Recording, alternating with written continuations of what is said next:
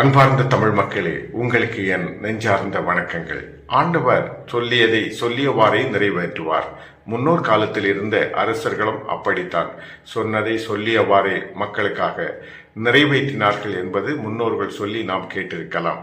இன்றைய காலகட்டங்களில் தலைவராக வர இருக்கும் முதல்வர் பொறுப்பாக இருக்கும் நபர்கள் தேர்தலுக்கு முன் பல வாக்குறுதிகளை சிரித்துக் கொண்டே கூறுகிறார்கள், ஆக்ரோஷமாகவும் கூறுகிறார்கள். எதிர்கட்சிகளை எதிர்த்து அவர்களை விட பெரிய வாக்குறுதிகளை சொல்லி ஆட்சிக்கு வர முனைகிறார்கள். அவ்வாறு வந்ததுதான் நமது டிவிகே அரசும். அவர்கள் கொடுத்த இரு வாக்குறுதிகளை பற்றி இங்கு நான் குறிப்பிட விரும்புகிறேன். மாண்புக்குரிய முதல்வர் அவர்கள் பேசும்போது 60 வயதை எட்டிய இல்லத்தரசிகளுக்கு அவர்களது வங்கி கணக்கில் 2500 ரூபாய் வைத்து ஒவ்வொரு மாதமும் கணக்கில் போடப்படும் என்று சொன்னார்கள். அந்த வாக்குறுதியை பற்றி இன்றைய காலகட்டங்களில் ஒன்றும் சொல்ல கேட்பதில்லை. இரண்டாவதாக, ஒவ்வொரு குடும்பத்திற்கும் 6 கேஸ் சிலிண்டர்கள் இலவசமாக விநியோகம் செய்யப்படும் என்று சொன்னார்கள். அதை பற்றியும் எந்த கருத்தும் என்று கேட்பதில்லை.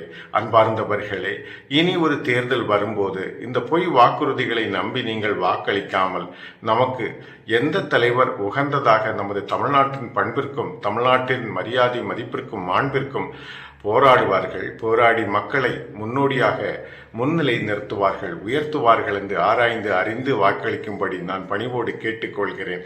வாக்குறுதி கொடுக்கும் போது சந்தோஷமாக சொல்லுகிறவர்கள் அரியணையிலே அமர்ந்து முதல்வராக அமர்ந்த பிறகு ஏன் மறந்து விடுகிறார்கள்? இன்றைய காலகட்டங்களில் ஏழைகளின் கஷ்டங்களை ஏன் எண்ணி பார்க்க மாட்டேங்கிறார்கள்? சொல்லியவாறு நிறைவேற்றாமல் நிறைவேறும் திட்டங்களிலும் பல மாற்றங்களை கொடுத்து வாக்கு சொன்னதை மீறி பல மாற்றங்களோடு அந்த திட்டங்கள் நிறைவேற்றப்படுகின்றன. இந்த நிலை மாற வேண்டும். மக்களாகிய நாம் திரும்ப திரும்ப ஏமாறக்கூடாது. கல்வி தரத்திலே உயர்ந்த, பண்பிலே மாண்பிலே மதிப்பிலே உயர்ந்த தலைவர்களுக்கு வாக்களித்து தமிழ்நாட்டிற்காக போராடி சிறை சென்றாலும் கவலை இல்லை என்று தைரியத்தோடு நிற்கும் நல்ல தலைவர்களுக்கு வாக்களிக்கும்படி நான் அன்போடு கேட்டுக்கொள்கிறேன். இந்த சிறிய காணொளி உங்களுக்கு பிடித்திருக்கும் என நினைக்கிறேன்.